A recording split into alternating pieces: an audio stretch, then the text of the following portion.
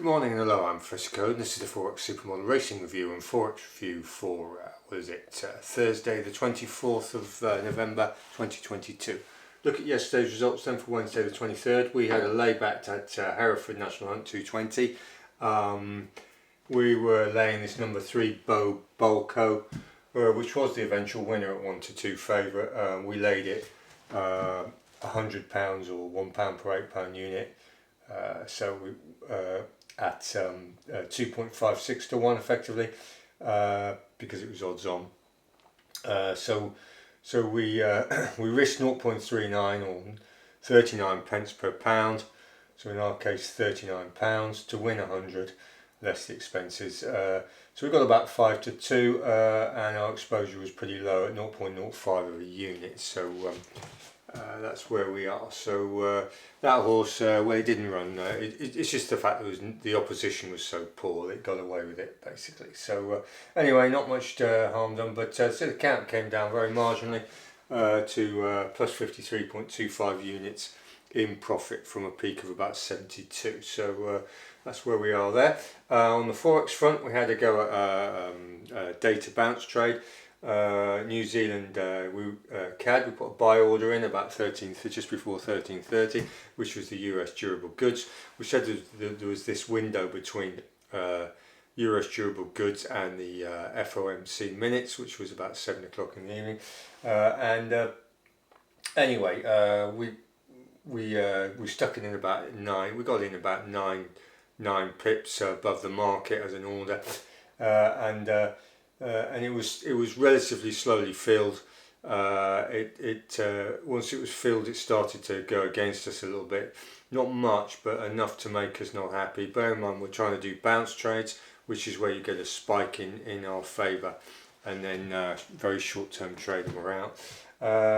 And in the end, it was dirging around. It came back to break even a couple of times, and then it looked pretty soft, that trade. And so we closed it at minus 4.4 pips loss, so basically break even, but slight loss on there. Of course, we then had the later oil inventory data, which pushed everything in our direction. So the trade, if you hadn't taken out, would have been successful, but it wasn't really what we were doing. So that's just the way it goes. And if you look at the situation.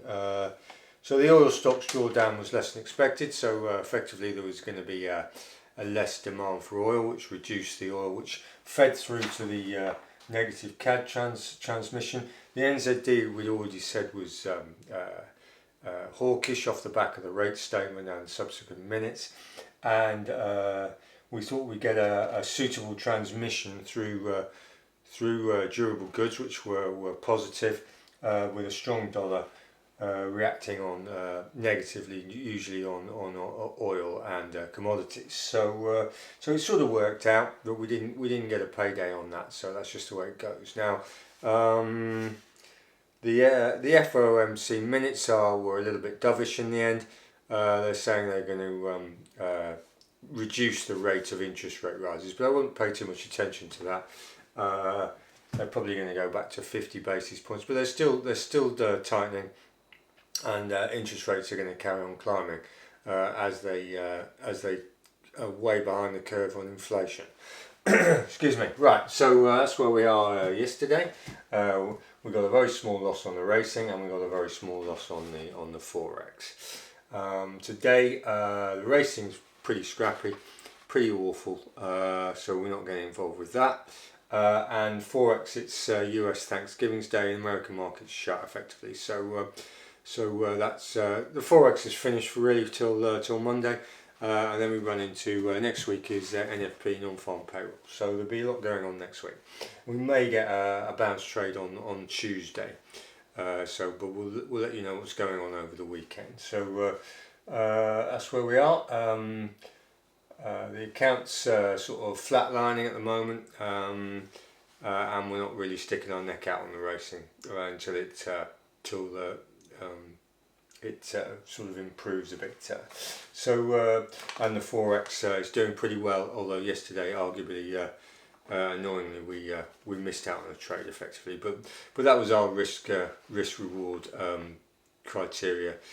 Kept us out, and if it had gone the wrong way and we'd have been bounced out, we wouldn't have been happy with it. So that's just the game. So anyway, thanks for watching, thanks for subscribing, and goodbye.